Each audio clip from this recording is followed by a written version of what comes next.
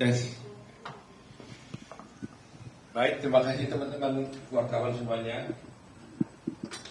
Hari ini DPR Pradi ingin menyampaikan banyak hal terkait kasus Vina. Di sini sudah kami bersama-sama dengan seseorang yang luar biasa, bukan pengacara, tapi bekerja melebihi daripada pengacara ini, Kang Deddy ini. Terima kasih nih Kang Deddy, luar biasa nih Kang Deddy ini. Saya bilang kalau dulu ada kasusnya Jessica Wongso, kalau Kang Deddy ada pada waktu itu mungkin sudah banyak bisa dituntaskan dalam kasus ini, karena Kang Deddy ini bertindak sebagai seorang lawyer, ya, seperti bukan lawyer, seperti lawyer, dan juga seperti private investigator yang luar biasa. Teman-teman semuanya, kita sudah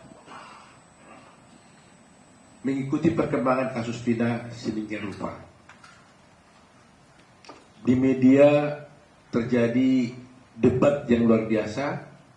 Ada yang mendukung si A, ada yang mendukung si B, ada yang mendukung si C. Ada yang mengatakan ada pihak penyidik yang salah, ada yang mengatakan pihak terpidana yang salah.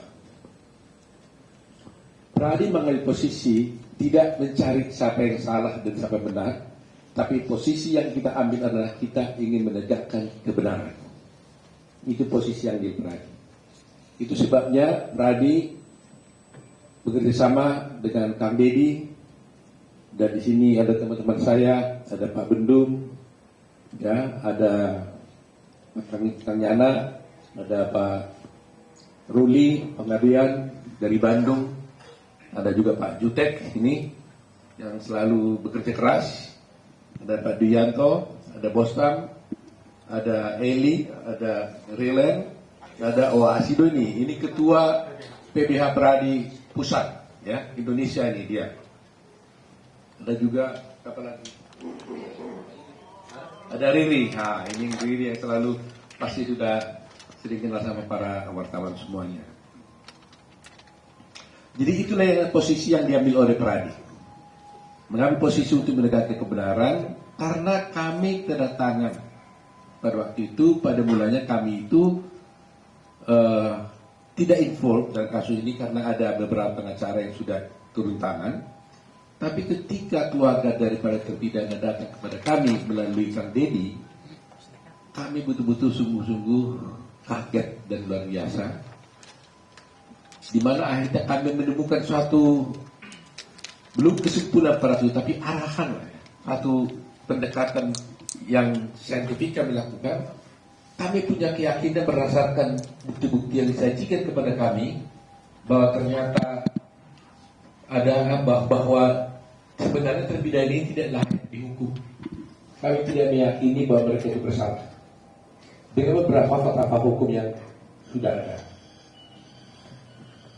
Dan sebelumnya teman-teman juga sudah melihat bahwa kasus ini berkembang dan ada dan menjadi sampai ke pengadilan dan sampai orang ini dihukum. Itu bermula dari kesaksian dari 3 orang, yaitu namanya satu Aib, kedua adalah Liga Abar, ketiga adalah Dede. 3 orang inilah yang memulai cerita ini. Kalau 3 orang ini tidak bercerita dan bersaksian, nggak ada kasus ini. Kasus pembunuhan itu tidak akan ada. Ini dulu. Tanpa adanya cerita dari kasus yang tinggal 3 orang ini, tidak ada benang merahnya, tidak ada bukti-bukti, dan tidak ada cerita tentang adanya pembunuhan daripada almarhum Eki dan Vina.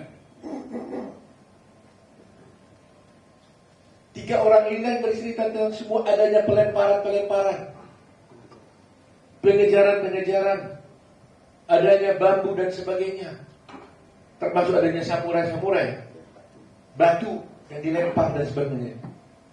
Nah, kita sudah tahu dari 3 orang ini, Liga Akbar sudah mencabut keterangannya dan menyatakan sebenarnya cerita itu tidak benar. Gitu ya. Betul. Hari ini kita mendapatkan bukti yang luar biasa melalui Kang Deddy. Keluarga dari Dede menghubungi Kang Deddy. Kita kedatangan di sini yaitu Dede.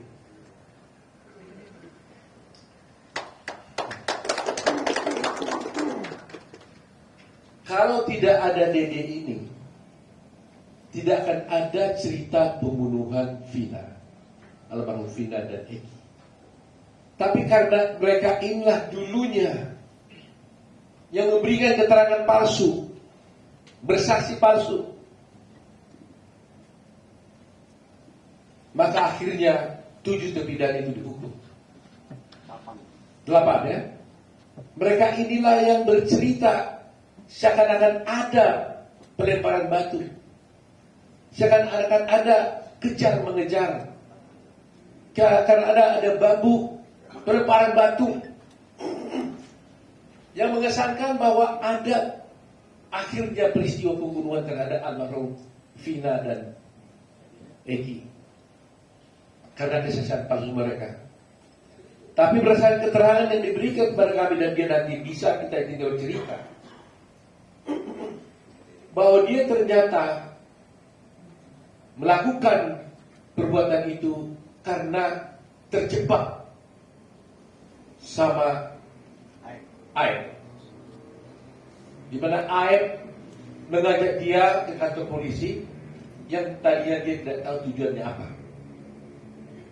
Sampai ke kantor polisi, ternyata dia disuruh memberikan keterangan palsu. Dia diarahkan oleh Aib bersama-sama Rudiana. Nanti kita dengar keterangan sendiri. Untuk menceritakan suatu peristiwa yang dia sendiri tidak tahu dan tidak pernah ada. Kepadanya diberitahukan nama-nama daripada 7 terpidana ini. Yang pada mulanya yang sebenarnya dia tidak tahu siapa ini 7 terpidana ini. Karena dia juga tidak kenal dengan orang itu. Akhirnya dia bercerita tentang cerita-cerita yang sudah dikemas, diarahkan oleh Aib dan juga oleh Rudiana menurut keterangan dia. Nah, oleh karena itu, sebelum kami sampai kepada kesimpulan dan tanggapan nanti, agar tidak ini salah, kami mau tanya dulu kepada Dede di hadapan para rekan wartawan. Betul Dede? Bagaimana ceritanya? Bisa saudara cerita? Bagaimana ceritanya Dede sampai bisa bercerita tentang adanya pelemparan para itu? Saya tanya dulu biar berurut ya. Kamu kerja di mana Dede? Cucian mobil, Pak. Pada waktu itu ya? Ini pada waktu 2016 ya? Cucian mobil. Cucian mobil ya. Udah berapa lama kerja di sana? Kurang lebih 1 bulan. 1 bulan. Pada tanggal 27 Agustus 2016, kamu berada di mana? Posisi tidak masuk kerja, Pak. Tidak masuk kerja? Tidak. Karena apa? Gak masuk kerja. 27 Agustus saya masuk kerja, Pak. 27 Agustus masuk kerja. Kerja. Kemudian tanggal 28 Agustus? 28 Agustus saya masih masuk, Pak. Masuk. Masuk. 29? Masuk, Pak. Masuk ya. Kemudian saya mau tanya, kamu kenal nggak 7 terpidana itu? Tidak kenal sama sekali. Ya. Muka pun saya tidak kenal, nama tidak kenal. Muka tidak kenal, nama tidak tidak kenal. Sama sekali tidak kenal. Sama sekali tidak. Ya. Kapan kamu bertemu dengan Aib? Ya pada saat itu, Pak, kerja di kerjaan saya mengenal Aib di kerjaan. Oh, Aib itu juga bekerja sama kamu. Ya, di situ. Nah, coba ceritakan bagaimana ceritanya Aib mengajak kamu ke kantor polisi. Awal mulanya malam, Pak. Aib menelpon saya dan mengajak saya ke Polres. Tanggal 2 September. Tanggal 2 September. Malam hari. Sekitar jam 7-an. Saya antar lah, saya mikirnya kan orang rantauan Pak. Karena nggak tahu daerah situ, saya antar ke Polres. Nah setelah dalam Polres saya tanya, mau ngapain di sini? Kata buat keterangan saksi anaknya Pak Rudiana yang meninggal.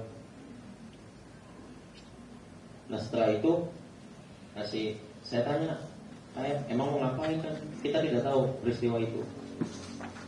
Nah udah katanya nanti saya arahin, saya ikutin kalau kata saya. Dia bilang gitu. Nah terus Pak Rudiana datang lah. Saya tanya ke Pak Rudiana juga, Pak Rudiana mau ngapain? Buat keterangan apa? Saksi anak saya meninggal kan? Nah disitulah diceritakan saya nongkrong di warung. Kalau warung itu bener Pak, warung malam hanya membeli rokok. Cuman ada segerombolan anak nongkrong, pelemparan batu, bambu, pengajaran, segerombolan motor ada di situ. Sebenarnya nggak ada Pak. Sudah diceritakan sebelum masuk BAP itu sudah diceritakan. Jadi sebelum kamu bertemu dengan Rudiana, kamu kan diajak oleh Rudiana di telepon katanya kan?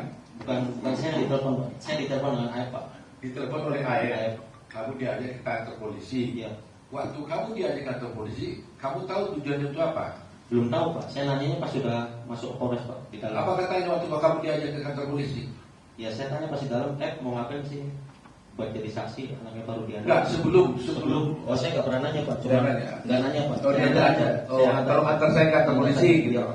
Oke. Setelah kantor polisi, Ya, apa yang terjadi? Ya saya tanya, mau ngapain di sini? Buat keterangan saksi kan? Saksi siapa? Pak Rudiana yang anaknya meninggal. Oh itu kata Aep. Iya.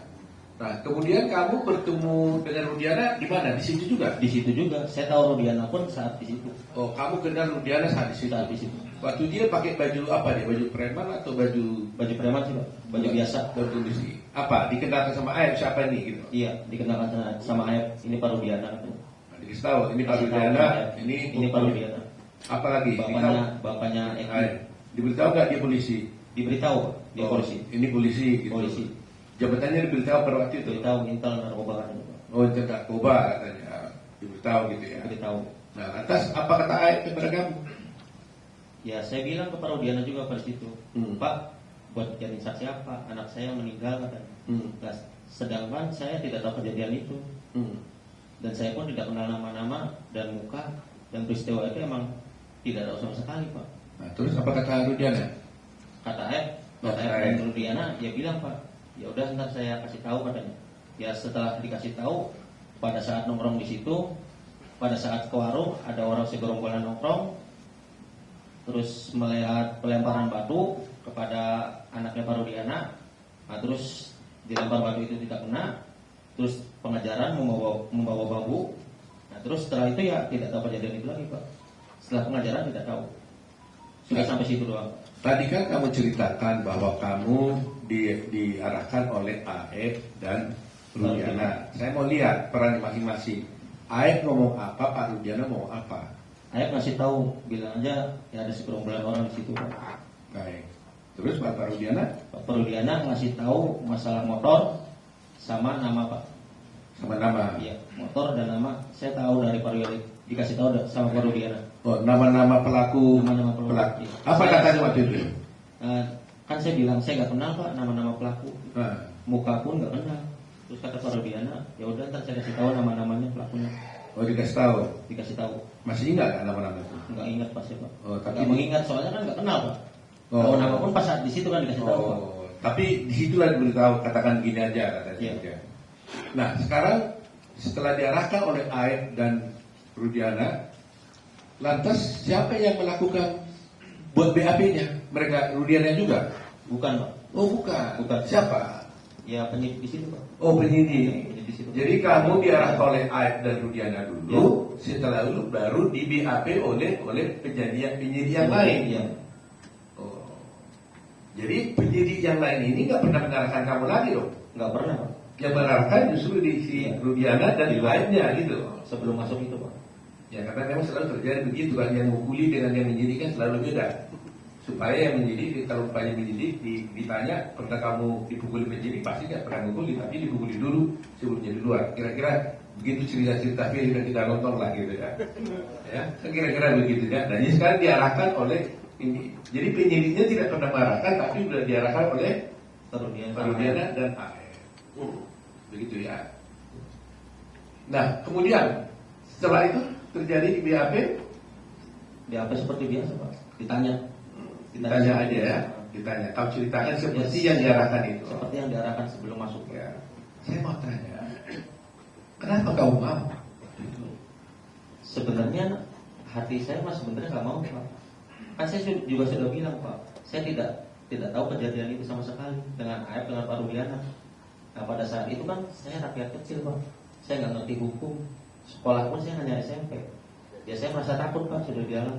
Saya bisa apa di situ Pak? Ya tapi kan pokoknya kan kamu kan tuh merasa berbuat, kenapa nggak nolak aja? Apa kamu diiming-iming?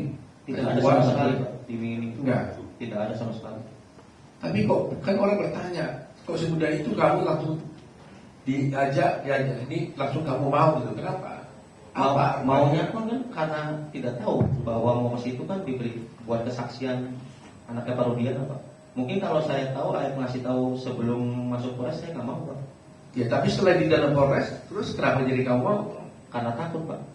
Takut sama siapa? Ya takut karena sudah di dalam Polres itu Pak. Loh kenapa? Kalau di dalam Polres kenapa Pak ya? Ya karena saya nggak ngerti hukum. Loh iya, karena polisi apa? Ada kamu dipukul nggak? Enggak sih Pak. Apa karena perlu ada polisi gitu? Nah iya bisa jadi Pak. Macam bisa jadi ya, benarnya di mana? Ya emang karena polisi Pak, saya takut. Jadi berarti kamu merasa takut? Ya merasa takut. Karena sudah berada di kantor polisi, Ya. karena kamu diminta oleh Pak Rudiana yang ke polisi, Ya. kamu ikutin aja. Ya. Nah waktu itu kamu tahu lah akibatnya itu waktu itu ya? Saya tahu Pak akibatnya. Pasti tahu saya. Ya setelah di BAP pun kan saya ngomong ke ayah Pak. Ya. Saya bilang kenapa membuat kesaksian seperti ini, kata saya. Kan bakal berat ke depannya. Udah katanya, saya kesal sama terpidana itu Pak. Kata ayah. Iya. Kenapa? Karena pernah dipukuli Pak.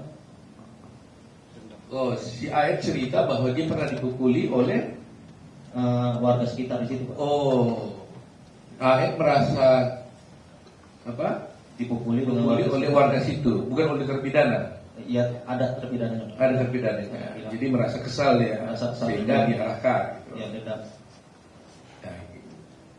Nah, kamu diperiksa itu di mana? Di Polres mana itu? Polres Cirebon. Polres Cirebon.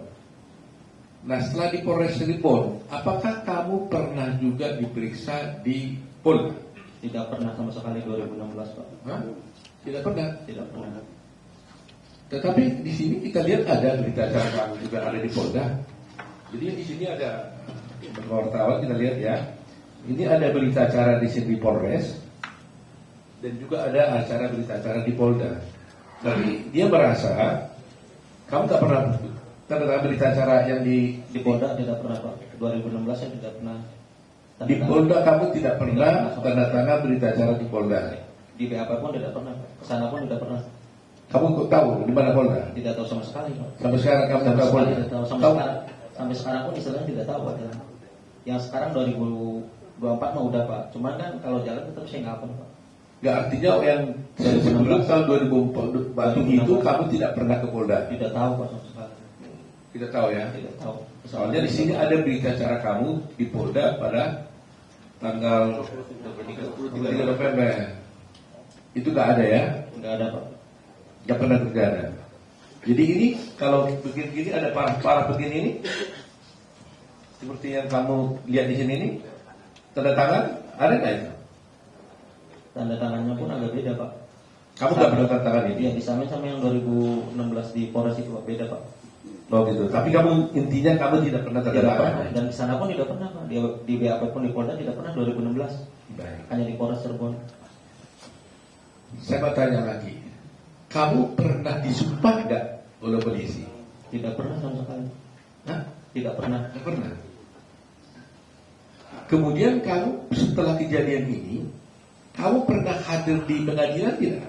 Untuk bersaksi? Tidak pernah sama sekali. Kamu tidak pernah datang di pengadilan dan tidak pernah menjadi saksi di pengadilan pada waktu itu? Tidak sama sekali. Kalau menurut keterangan Pak Jutek gimana itu? Dia menurut keputusan pengadilan dia benar ada kata-kata di situ bahwa dia ada memberikan keterangan di bawah sumpah. Iya, di Dalam putusan itu. Jadi di dalam putusan, kebetulan Pak Jutek yang lihat ada, bagaimana Pak Jutek jelaskan? Ada Memberikan keterangan di bawah sumpah. bahwa DD ini memberikan keterangan di bawah sumpah. Ya. Ada dalam putusan. Ada dalam putusan. Padahal dia sendiri tidak pernah datang di pengadilan dan tidak pernah memberikan keterangan apalagi di bawah sumpah. Begitu ya Pak? Iya. Nah ini menjadi, jadi ini yang menjadi masalah kita ini. Jadi di pengadilan pun ada putusan menyatakan dia adalah memberikan keterangan di bawah sumpah, padahal dia sendiri tidak pernah datang ke pengadilan, apalagi bersumpah. Saya mau tanya, kok kamu tidak datang ke pengadilan? Kan kamu diberi berita acara di Polres. Iya, Pak. Apa kamu tidak dipanggil pengadilan? Dipanggil, Pak. Ada surat panggilannya datang ke Oh rumah. ada. Ada. Terus kurang tidak datang? Nggak datang, Pak, karena takut. Cuma saya nanya, Pak, pas surat datang, saya nanya ke Pak Rudiana, Pak, ini gimana? Ada surat panggilan dari pengadilan. Udah, katanya nggak usah datang, biarin aja. Jadi ada panggilan dari pengadilan Ada. kepada kamu untuk melakukan tugasmu sebagai warga negara bersaksi di pengadilan, tapi kamu dilarang oleh, Dilarang oleh Pak Rudiana. katakan bagaimana saya? Tidak, Pak, ada surat pengadilan datang, kata saya. Bagaimana ini? Nah, kata Pak Rudiana, udah nggak usah datang, katanya, biarin aja. Jadi Pak Rudiana menurut dia itu tadi menyuruh tidak usah datang ke pengadilan. Ya. Jadi sekali sudah tahu tuh pasal apa yang dilanggar itu kalau seperti itu kan, melarang orang tidak datang ke pengadilan, padahal itu adalah kewajiban hukum dia. Tapi Rudiana menanti benar. Saudara tahu kenapa kamu dilarang datang ke pengadilan? Tidak tahu, Pak, hanya bilang itu saja. Oh hanya bilang itu saja. Jangan datang, tidak perlu datang ke pengadilan. Datang, nah, Pertanyaan saya terakhir ini, jadi Bisa kasih dia kasih buka. kenapa kamu tiba-tiba sekarang mau datang ke sini? karena saya mikir merasa bersalah, Pak. Ya, selama 8 tahun pun sebenarnya saya mau jujur, Pak. Mau mengungkap ini sebenarnya, Pak. Cuman saya bingung, Pak. Mau mengungkap ke siapa, Pak? Pendamping pun saya nggak punya. Sebenarnya selama 8 tahun saya merasa bersalah, Pak.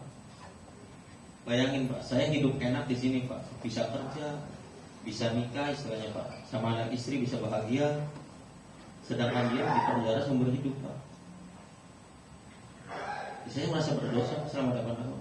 Merasa, Pak. Nah, saya putuskan kemarin, Pak.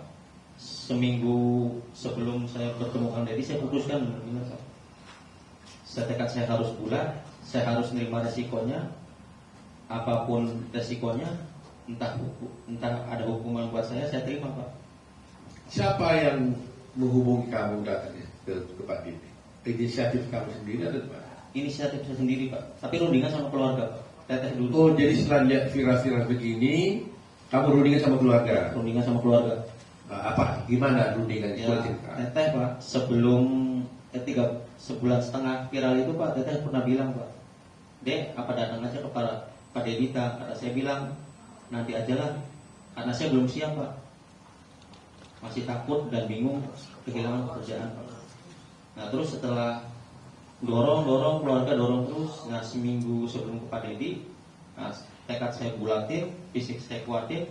Saya bilang malam itu juga jam 11, saya bilang udah kontak Pak Dedi di Instagram. Cuman tidak direspon, Pak. Terus? Baru saya ke TikTok Ferry. Terus?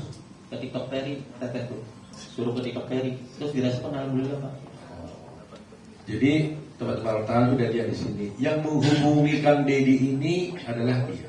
Kita tidak mencari-cari, tidak menemukan Deddy. Deddy sendiri yang berunding dengan keluarganya merasa bersalah dan akhirnya datang menemui Kang Deddy. Dan Kang Deddy membawa ke sini. Pokoknya saya tegaskan, intinya saya keluar itu bukan dicari dengan Pak Deddy, bukan ada yang dari luar menyuruh saya. Karena ini inisiatif saya sendiri, merasa bersalah. Dan keluarga, ada dorongan dari keluarga, udah. Selebihnya nggak ada lagi. Dede, Ya, Pak. Kamu kan tadi mengaku sudah bersalah melakukan memberikan keterangan palsu dulu atas arahan daripada AF dan juga Rudiana. Ya, kita juga pernah melaporkan kamu juga, Iya, Pak. iya kan? Tapi sekarang kamu datang mengaku bersalah. Kamu tahu risikonya ini, kamu Tahu, Pak. Sangat tahu resikonya. kamu tahu bahwa kamu bisa dipenjara gara-gara pengakuanmu sekarang ini. Tahu, Pak. Saya siap resikonya, Pak.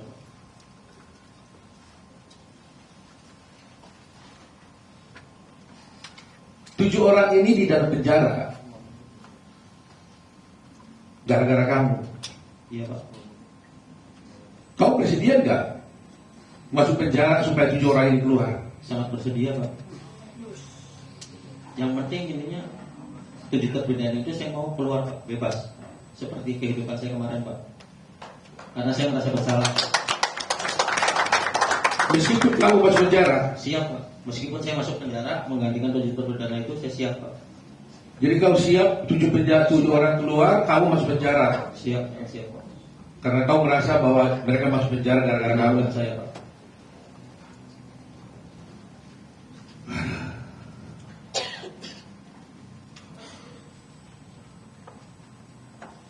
Terima kasih ya, Dede ya. Sama-sama. Walaupun kamu ini sudah berbuat salah, tapi Tuhan menolong bahwa kamu bisa dibuka hati pikiranmu untuk menegakkan kebenaran. Kalau kamu tidak bisa datang di sini, bayangkan mereka itu akan ada di sana seumur hidup.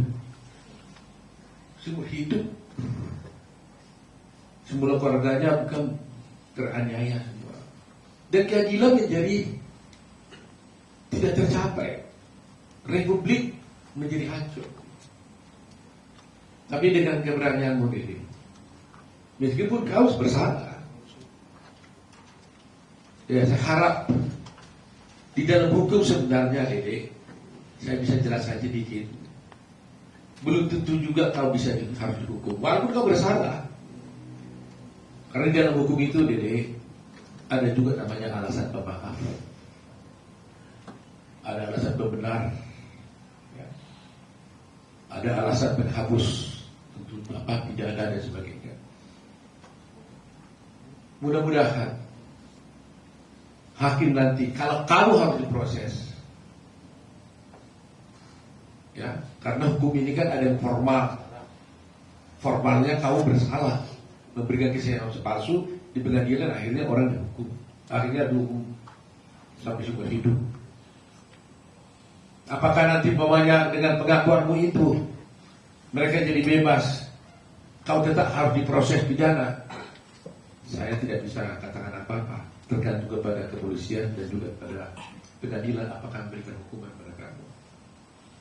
Tetapi karena keberanian untuk berbuat baik, untuk bertobat, menyatakan kebenaran, kami tetap dari kerajaan akan bela kamu. Supaya jangan ada yang takut untuk bertindak menyatakan yang benar. Jangan ada yang takut. Seperti Dede, berbuat salah kami bertobat, mengaku bersalah. Mudah-mudahan ada alasan pemaaf buat kamu, ya, yang diberi oleh hakimnya. Jadi sekali lagi ya, berani kamu ya. Berani, Pak. 7 orang keluar, kamu masuk penjara menggantikan mereka. Iya, Pak. Intinya saya keluar, dengan studi perbedaan itu saya keluar. Ya, mudah-mudahan mereka keluar. Hati saya lebih senang, Pak. Mudah-mudahan mereka keluar, kamu juga nggak perlu masuk penjara. Amin. Tapi saya serahkan kepada hukum dan keadilan. Kita ada dia, terima kasih dia. Kan Dedi ini hatinya apa ya? Tidak tahan nih Bang Dedi itu. Dengan mata begini, kita para lawyer hati kita udah berkali-kali sering digini. Jadi sampai air mata kita udah habis. Karena kita udah sering melihat kejadian-kejadian seperti ini. Belum kita udah lihat tragedi bagaimana Jessica Wongso, sekarang Dede. Saya nggak tahu masih akan ada lagi nggak kasus lain yang bisa terbuka seperti ini. Tapi terus terang aja terima kasih ya kepada para wartawan semuanya.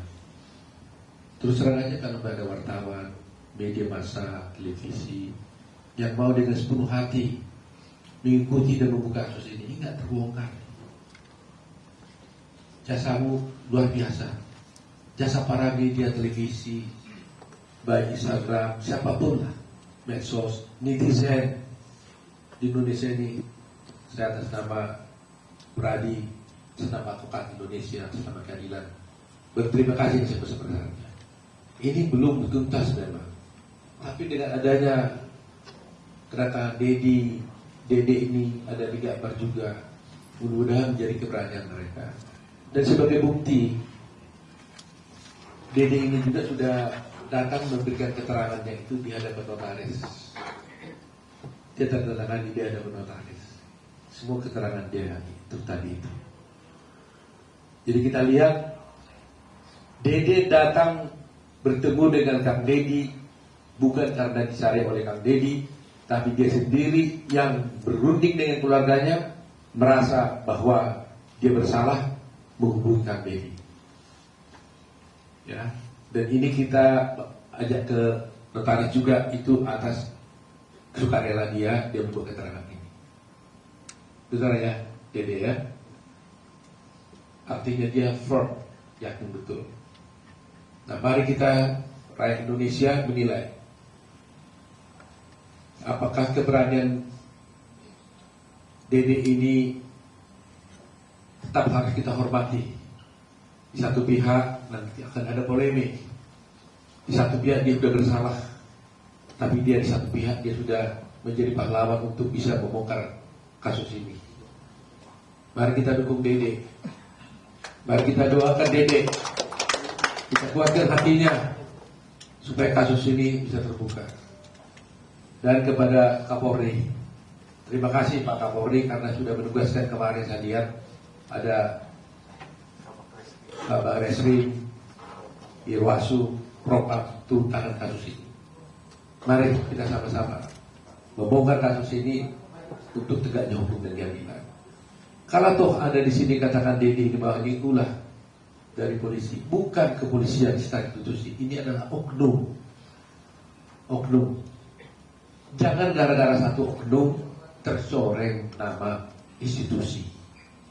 Jadi kita harus berani ya membuka kasus ini. Jangan gara-gara setitik nilai rusak sukses sebelahnya. Jangan gara-gara satu oknum yang berbuat menjadi rusak institusi kepolisian. Kami butuh polisi, Pak. Kalau tanpa polisi nggak mungkin ada keamanan di negeri ini. Kami tetap ingin menjaga dengan baik kepolisian. Oleh karena itu apapun kami siap bekerja sama dengan pihak kepolisian seperti yang dilakukan oleh Kang Dedi ini. Dan terus terang Pak, teman-teman semua, para netizen di seluruh Indonesia, menjadi pertanyaan sekarang, kalaulah seperti dikatakan oleh Kang Dedi, si Dedi tadi itu benar, itu hanya rekayasa. Menjadi pertanyaan kita sekarang, apa motifnya dibuat seperti ini? Apa motifnya harus dibuat cerita seperti ini supaya 7 orang ini jadi terdakwa, dihukum seumur hidup? Toh mereka bukan jenderal, bukan orang kaya, bukan politisi. Mereka bekerja hanya kuli bangunan. Apa motifnya? Ini juga mestinya diungkap. Apa motifnya? Kenapa harus seperti itu? Mengarang cerita, mengorbankan banyak orang, membuat negeri kita geger begini luar biasa. Apa motifnya? Nah itu mungkin tugas kepolisian nanti yang bisa mengungkapkannya. Jadi itulah mungkin keterangan kami, mungkin kalau ada Kang Dedi sampai di sana. Baik, terima kasih Bang Oto dan seluruh kawan-kawan dari Peradi yang hari ini saya muliakan, saya banggakan dan saya temui Dede didampingi oleh ibunda tercinta dan kakaknya tercinta yang mendampinginya dengan sepenuh hati, memberikan ruang bagi putranya untuk menjadi pahlawan bagi keadilan di Republik ini. Air mata saya tidak pernah berhenti dulu. Kenapa? Yang pertama adalah yang dipenjara seumur hidup itu kuli bangunan, rakyat kecil, strata hidup yang sosial yang paling rendah di Indonesia dari sisi pendapat.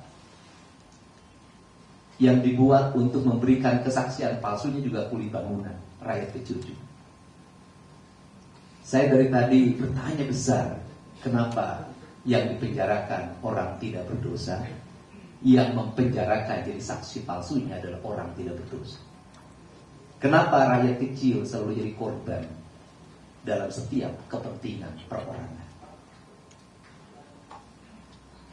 Pasti ada pertanyaan besar. Kenapa mereka tidak bersaksi? Kenapa mereka 8 tahun bungkam? Problemnya itu hanya 2 setelah saya telusuri. Yang pertama adalah mereka punya rasa takut yang tinggi karena tidak adanya pendampingan hukum bagi mereka. Mereka merasa kalau muncul siapa yang akan jadi pembelanya, harus bayar dari mana uangnya. Yang kedua, mereka juga rasa takut apabila berurusan dengan hukum, berurusan dengan penegakan hukum. Mereka kehabisan waktu untuk memberikan kesaksian di berita acara. Mereka kehabisan waktu untuk menjadi saksi di pengadilan. Waktu itu bagi mereka adalah uang untuk beli beras. Waktu mereka adalah uang untuk beli token listrik. Waktu adalah mereka uang untuk bayar anak-anak sekolah mereka. Dan waktu adalah uang untuk kehidupan mereka dalam setiap hari. Perjalanan ini Bang Beto bukan hanya perjalanan hukum material. Saya memandang dari tadi ini adalah perjalanan spiritual saya. Mungkin beda orang memahami spiritual. Spiritual apa yang saya dalami? Yang pertama, kenapa saya menangis? Saya itu bertanya dalam setiap hari, ya Allah, kenapa saya harus berpisah dengan anak saya? Saya harus berpisah dengan keluarga saya. Hari ini Allah menjawab, kamu berpisah dengan anak-anak kamu biar kamu sendiri dan punya waktu untuk menghabiskan waktumu untuk sebuah penelusuran peristiwa yang pada akhirnya 3 bulan berakhir hari. Mungkin kalau hari ini saya duduk dalam sebuah keluarga, tiap hari pergi ke mall, jalan-jalan, saya tidak akan menemukan kasus dan saya tidak akan turun. Saya menikmati hidup dalam sebuah keluarga. Yang kedua, kasus ini adalah peristiwa seorang ibu. Saya orang yang sangat mencintai ibu saya, dan ibu saya selalu hadir dalam kehidupan saya. Sehingga saya memahami betul bahwa seorang ibu memiliki rasa yang sangat kuat. Hatinya menembus langit yang tidak bisa dihalangi oleh siapapun. Maka investigasi kalau dikatakan, atau wawancara yang saya lakukan, atau penelusuran yang saya lakukan, saya selalu menjumpai ibunya. Saya menjumpai ibunya Eka. Saya menjumpai kakaknya Supri yang itu juga pengganti ibu. Saya menjumpai ibunya Peggy. Saya yakin betul bahwa kemurnian hati seorang ibu itu akan membukakan pintu langit kesadaran manusia. Dari ucapan-ucapan ibu, dari tangisan-tangisan ibu, dari doa-doa ibu dan dari air mata ibu, akhirnya tergerak ibu yang jadi kakaknya dan ibu yang menjadi ibunya Dede. Lahirlah sebuah motivasi di mana Dede harus berkata jujur. Dan hari ini Dede berkata jujur. Saya di Republik ini baru mendengar sekali ucapan seorang manusia yang patriotik, tidak berpendidikan tinggi, hanya kuli bangunan, tidak pernah mengikuti pendidikan-pendidikan nasionalisme seperti para pejabat seperti saya. Tapi dia berkata bahwa saya mau dipenjara menggantikan mereka karena saya telah bersalah mempenjarakan mereka. Biarkan mereka bebas dan saya masuk dalam penjara itu. Sebentar lagi kita akan ada upacara 17 Agustus. Dia adalah pahlawan di era ini. Dia adalah patriotik di era ini. Dan dia adalah kesatria di era ini. Untuk itu, kepada para kesatria. Kita harus merasa malu ada kesatria yang sebenarnya. Kemudian yang berikutnya bagi saya pribadi Bang Oto, dalam seminggu ini adalah seminggu derita sebenarnya dalam penelusuran kasus ini. Karena saya mendapat bulian yang luar biasa, mendapat tuduhan suap beragam. Pada niat saya cuma satu, saya ingin kasus ini tidak melebar kemana-mana, tidak menuduh orang yang tidak bersalah, tidak membawa nama siapapun yang tidak ada kaitannya tujuan saya. Tetapi karena halusinasi, imajinasi, cocok logi, membakar pikiran orang di media sosial sehingga menjadi kemana-mana. Dan rupanya air mata saya ketika malam itu terjawab hari ini. Seluruh bulian itu dijawab dengan datangnya Dede. Dan bagi saya kedatangan Dede adalah pelipur lara hidup saya dan membuat hidup saya bahagia dan berarti pada hari. Kemudian yang berikutnya banyak yang mengaitkan ini dengan dunia politik. Saya katakan berulang-ulang di depan Pak Yutek, saya katakan penelusuran saya terhadap kasus Eki dan Tina dan terpenjaranya 7 orang dengan hukuman penjara seumur hidup bagi saya jauh lebih berharga dibanding dengan hanya urusan politik. Karena ini jauh lebih berharga, ini lebih memiliki nilai kemanusiaan.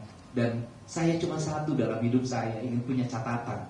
Saya memang bukan pengacara, saya bukan jurnalis, saya bukan alat penegak hukum, tapi saya ingin punya catatan bahwa dulu pernah ada orang yang terbebas dari penjara seumur hidup, dari tayangan channel YouTube yang saya kelola. Dan itu bagi saya adalah perjalanan indah dalam hidup ini.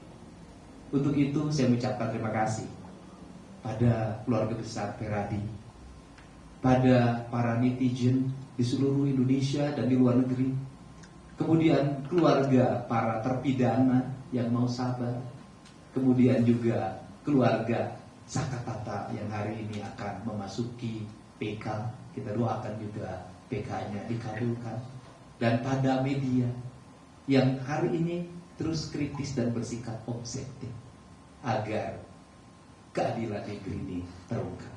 Dan saya mengucapkan terima kasih buat Pak Kapolri, buat Pak Kabar Eskrim, buat Kapolda Jabar, buat Direskrim Polda Jabar atas berbagai atensi dan keterbukaannya sehingga kebenaran dari kasus terbunuhnya Eki dan Pina itu sebentar lagi akan terbuka dan berakhir cerita.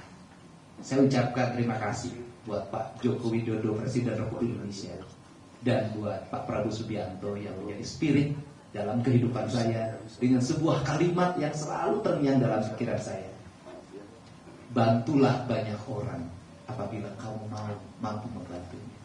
Apabila tidak bisa membantu banyak orang, bantulah sedikit orang. Apabila tidak mampu membantu sedikit orang, bantulah satu orang. Apabila tidak mampu membantu satu orang, jangan bikin susah orang. Semoga keberadaan saya tidak membuat orang susah. Terakhir penekanan saya adalah negara ke depan harus melindungi kesejahteraan publik. Karena dari rakyat yang tidak sejahtera itu membuat mereka tidak bisa berkata objektif. Untuk itu, apa sih yang mereka gelisahkan ketika ada sebuah kasus? Takut kehilangan pekerjaan, takut anak-anaknya tidak sekolah, takut tidak kebeli beras. Ketika kita tampil untuk menjamin berasnya, menjamin ongkosnya, menjamin kehidupan anak-anaknya, mereka pada akhirnya akan bicara yang sebenarnya. Itulah bedanya rakyat kecil dengan kita yang besar. Kalau yang besar sudah cukup, juga tetapi tidak jujur. Itu saja, saya ucapkan terima kasih untuk semuanya. Semoga peristiwa ini adalah menjadi peristiwa catatan penting dalam hidup kita dan sejarah hukum Indonesia. Semoga peristiwa Pina dan Eki dan terpidana 8 orang tanpa kesalahan yang memadai itu adalah peristiwa yang terakhir dalam kehidupan hukum Indonesia. Saya ucapkan terima kasih. Terima kasih Kang Deddy. Ada teman yang mau sampaikan? Cukup. Baik, sebelum kami tutup, saya ingin sampaikan bahwa penghormatan terhadap hak asasi manusia itulah yang harus kita tegakkan terus. Karena penghormatan terhadap hak asasi ini, air ini mulai lekap, mulai hilang dari hati dan pikiran kita. Sehingga kita tidak lagi menghormati kebebasan orang lain. Dengan mudahnya kita membicarakan orang lain tanpa kita merasakan betapa hancurnya hati mereka dan keluarganya kalau mereka dibicarakan secara tidak adil. Kedua, transparansi di dalam suatu penegakan hukum sangatlah penting agar orang mengetahui apa sesungguhnya terjadi, sehingga tidak akan ada dugaan-dugaan yang negatif dari masyarakat terhadap penegakan hukum itu sendiri. Besok kami diundang oleh Bareskrim Polri untuk menghadiri gelar perkara atas kasus yang kami laporkan, di mana waktu itu tim dari Peradi, Ibu Pimpinan Pak Ruli sama Pak Jutek pada waktu itu melaporkan saudara Aib dan Dede. Jadi kita laporkan dia ini sebenarnya. Jadi Aib kami laporkan ke polisi, kami laporkan juga Aib ini, Dede ini ke Bareskrim. Tapi akhirnya Dede ini datang ke kami. Ini luar biasa. Dia kami laporkan karena kami duga melakukan kesaksian palsu, seperti yang kita sudah lihat tadi. Dia datang mengatakan, nah, memang saya bersaksi palsu, mengakui. Kalau bukan Tuhan yang membuka pintu hatinya, tidak mungkin. Pasti Tuhan yang membuka. Dan siap dulu. 7 orang keluar. Asal 7 orang ini keluar, biar saya masuk penjara menggantikan mereka. Itu kata. Tidak ada keberanian orang seperti Dede sekarang. Tidak ada. Zaman sekarang ini seperti ini. Biasanya langsung kabur, takut. Dia berani mengambil risiko itu. Luar biasa. Ini luar biasa ini. Jadi itulah. Jadi mudah-mudahan kami tunggu nih. Aib, di mana kau sayang? Aib sayang, kembalilah ke jalan yang benar. Kang Deddy sudah bertemu ayahnya. Ya, mudah-mudahan Aib datang. Nggak apa-apa Aib. Jangan korbankan anak manusia. Tegakkan hukum. Deddy ada contoh dari sini. Toh tidak ada apa-apa. Ya, datanglah Aib. Ceritakan yang sebenarnya. Dan kepada Pak Rudiana, kami juga minta waktunya tiba untuk juga katakan yang sebenarnya. Katakanlah yang sebenarnya. Belum terlambat. Belum terlambat. Itu harapan kami. Jadi mudah-mudahan besok jam berapa kita? Jam 11. Jadi aneh kan?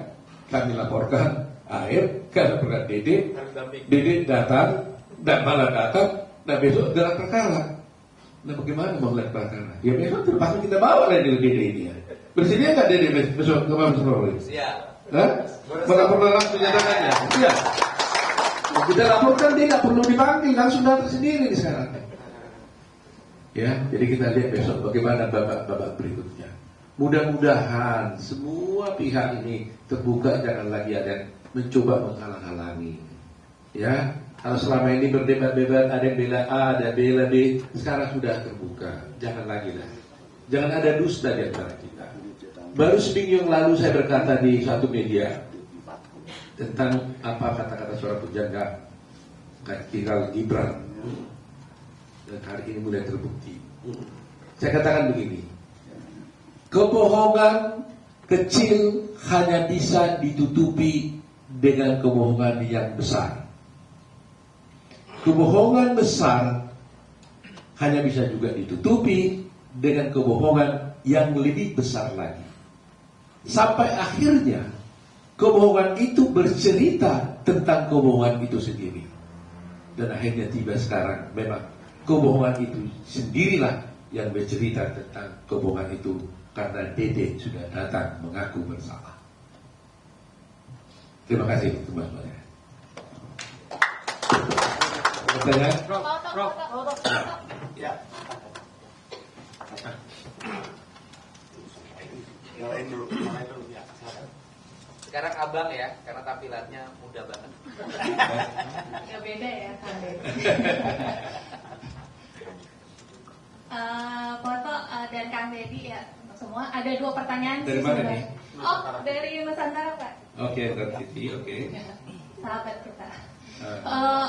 Ini kan tadi baru saja tim kuasa hukum dari Itu Rudiana mensomasi Kang Deddy dan juga Dede dan Liga Akbar. Nah, itu bagaimana tanggapannya dan juga dari sisi kuasa hukum. Terus yang kedua adalah Pak Rudiana itu menyatakan bahwa dirinya tidak bisa mengungkap atau tampil begitu ya untuk memberikan klarifikasi karena alasannya dia masih sebagai polisi aktif begitu Pak. Apakah itu dari sisi hukum bisa seperti itu? Karena kan sebagai polisi pun harusnya dia kan berpegang di pada hukum dan mereka pun mempunyai, bahkan dia sekarang mempunyai tim kuasa hukum sendiri. Apakah mungkin seperti itu? Begitu Pak. Terus terang aja ya, Kak Deddy udah terima somasi? Belum terima somasi. Deddy udah terima somasi? Belum ada itu somasinya tuh. Masih terbuka tadi, Prof. Sudah terbuka. Bilang apa dia? Oh, Karena tidak tahu bilang alamatnya apa? gitu. Karena tidak tahu alamatnya ya. Jadi Hah? masih terbuka. Cuma terbuka untuk bilang apa somasinya? Apa ya? Terkait apa itu hoax gitu loh.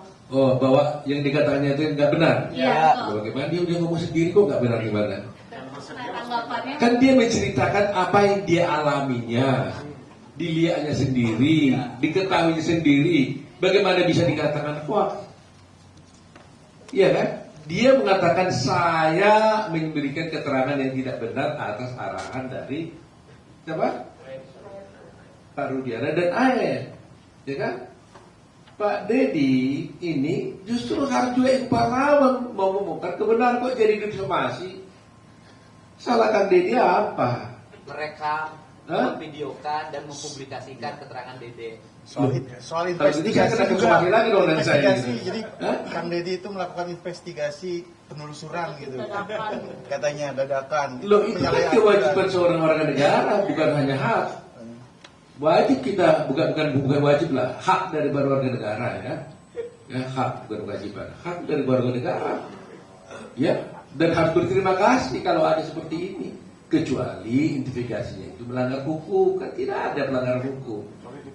Kang sudah tadi katakan Dede datang menghubungi Kang Deddy. Nah, di sini ibu tanya, betul ya Bu ya? Ya. Ini kakaknya yang Ini datang ke kakaknya rumah saya. datang ke rumah Kang Deddy kan, minta tolong pada Deddy supaya ini dibantu menjelaskan gitu ya. Terus apa yang salah? Yang kuasa hukumnya siapa yang mensomasi? Elsa Sarif. Hah? Elsa Sarif. Terakhir itu apa itu? Elsa Sarif. Prof. Elsa Syarif Oh, Elsa Sari. kuasa hukum. Ya saya pikir supaya jangan salah kami tunggu dulu lah ya. Biar Kang Deddy nanti lihat dulu somasinya. Takut kita berlebihan menanggapi ya. Kami baca dulu dah. Kami belum mendengar tadi itu. Tapi Kang Deddy dan Dede sendiri disuruh minta maaf ke media gitu, Bang. Ya, saya tanya aja Kang Deddy-nya. Mau minta maaf sih kan? Yang pertama ini saya ceritakan kronologis ya. Yang pertama itu kakaknya Dede datang ke rumah saya, minta bertemu, tetapi tidak boleh ada rekaman apapun. Dan saya bersedia untuk menerimanya bicara, mendengarkan apa yang terjadi. Nah setelah kakaknya menyampaikan, datangnya itu hari Sabtu ya. Hari Sabtu datang ke saya, ketemu jam 9 pagi. Nah kemudian saya nanya balik, Dedeknya di mana? Dedeknya sekarang lagi pulih bangunan di BSD Tangerang. Video call. Saya ini orangnya itu selalu ingin ngambil tindakan cepat. Karena bagi saya 1 detik 1 menit itu kesaksian penting, dan 1 detik 1 menit itu ancaman berbahaya. Sehingga pada waktu itu juga Dede saya jemput, oleh tim saya dijemput. Kemudian dengan nggak usah takut urusan kulit, di tempat saya kuliah banyak. Dede tenang aja. Ketemu saya, setelah ketemu saya langsung tidak ada bla-bla, saya jalan, Dede jalan, itu langsung ketemu dan langsung saya rekam. Jadi apa yang tayangan di media channel YouTube saya gak ada itu rekayasa, semuanya lahir secara alami, tidak ada rencana apa. Dia bercerita dan saya sampai ganti-ganti tempat karena waktu itu lagi ada pengajian jadi suaranya kurang kerekam. Nah, Dede bercerita apapun. Nah, kemudian maka saya menyampaikan tidak ada satu detik pun yang dipotong dan tidak ada kalimat tambahan yang dibuat. Itu ciri khas channel yang saya buat. Tidak pernah. Dia kalau 30 menit ya 30 menit, ya kalau 23 menit ya 23 menit. Itu pas. Nah kemudian kalau hari ini Dede disuruh minta maaf, ya saya tanya, Dede mau minta maaf enggak? Minta maaf untuk apa, Pak? Ya, Dede-nya tidak mau minta maaf. Ya, kemudian kalau ditanya, kenapa Kang Dedi menginvestigasi? Apa kapasitasnya? Saya sih jujur aja nggak menginvestigasi. Itu nggak ada niat investigasi. Saya hanya ingin mengetahui ini teh apa sih sebenarnya yang terjadi. Sebenarnya kalau kita mau bicara jujur, yang harus diinvestigasi, yang harus disomasi itu yang kesurupan. Karena itu yang kesurupan harus disomasi sebenarnya. Kenapa Anda harus kesurupan? Kan gitu. Dan kemudian karena yang pertama itu kan bahwa peristiwa ini pembunuhan kan dari kesurupan. Peristiwa ini dianggap pembunuhan itu kan dari kesurupan sampai menyebut nama Egi dan diperkosa, katanya ditunjukin ini diperkosa terus kemungkinan ya katanya ada 11. Pertanyaannya kenapa yang kesurupan nggak di BAP? Kemudian itu yang isi kesurupannya kenapa nggak dihadirkan untuk di BAP? Nah itu sebenarnya awal kan dari situ. Nah kemudian saya hanya ya andai kata ya kalau saya tetap minta maaf, ya kan? Maafin aku deh kalau ada ucapan aku yang tidak berkenan. Gitu aja kan nggak apa-apa. Takut ada ucapan saya yang dianggap kasar, ucapan saya yang dianggap tidak berkenan gitu loh. Itu aja, saya kan itu saja. Nah, tetapi kalau minta maaf karena menayangkan ini, ya tanya aja yang saya kan hanya merekam kata Dede. Lebih baik saya minta maaf kepada narapidana dan keluarganya.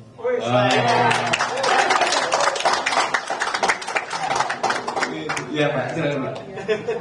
Waduh, saya nggak bisa jawab. Saya kira udah itu jawabannya lah, udah semuanya lah. Kita nggak usah tambah-tambah lagi deh. Bapak, kalian lihat sendiri kan? Spontan dimatakan lebih bagus kita bahas narapidana. Ya, kalimat kuncinya satu aja kok. Dia tidak kenal siapa yang narapidana ini. Dia nggak pernah bertemu, dia nggak pernah kenal, dia nggak tahu namanya. Tapi dia bisa bercerita dengan orang itu aja. Saya kira kalimat kuncinya lah. Ya. Jadi sudah kita dengar tadi, saya kira kita nggak usah panjang lagi. Lebih bagus Dede katanya minta maaf kepada 7 terpidana daripada ke Pitra dan Elsa dan para Rudiana dan Aib. Kepada Pitra, Elsa dan Rudiana dan Aib. Itu.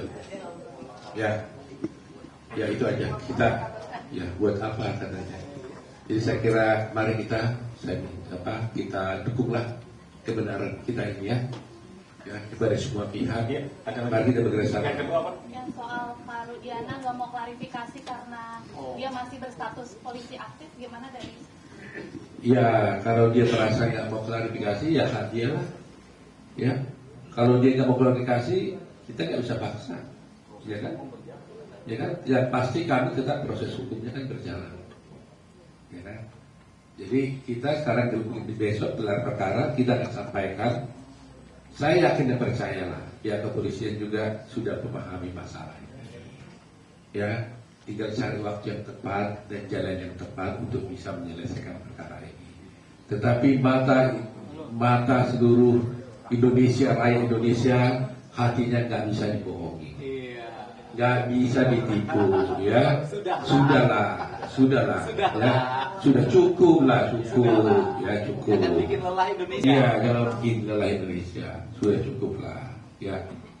Ya terlalu apa ya? Dramanya jangan terlalu panjang. Ya, Tadi udah katakan, jangan sampai kebohongan itu bercerita tentang kebohongan itu sendiri. Ya, jadi saya kira itu cukup lah. Jadi kalau saya kira tidak ada lagi yang bisa saya sampaikan. Ada lagi pertanyaan? Ya. Ini kan Dede dilaporkan ya. Terus sekarang menjadi kliennya atau gimana? Ada beda. Yang lapor, jadi gini, kita coba dari Peradi ya. Nanti kita akan pikirkan bagaimana caranya untuk menyelesaikan persoalannya. Gini. Ada ilmunya lah. Ya, ada caranya lah. Karena kami juga tidak boleh melanggar kode etik. Tapi demi kebaikan kita akan tetap bela dia. Caranya belanya, siapa yang bela itu nanti kita bisa. Tapi yang pasti kami merasa terhormat, tertolong, negeri ini merasa tertolong karena dia mau hadir tanpa kita panggil dan mau menunjukkan kebenaran itu. Saya kira itu saja. Ya. Barangkali teman-teman masih ingat kalimat spontan saya ketika di Bareskrim. Kau yang memulai, kau yang mengakhiri, kau yang menyalakan, kau yang harus memandang. Ini Pak. Ya, cukup ya. Dua-duanya. Ada lagi ya? Ya, baik.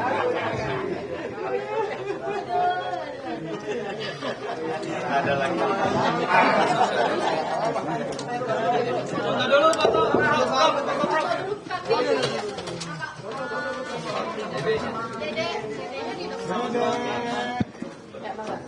Kanan.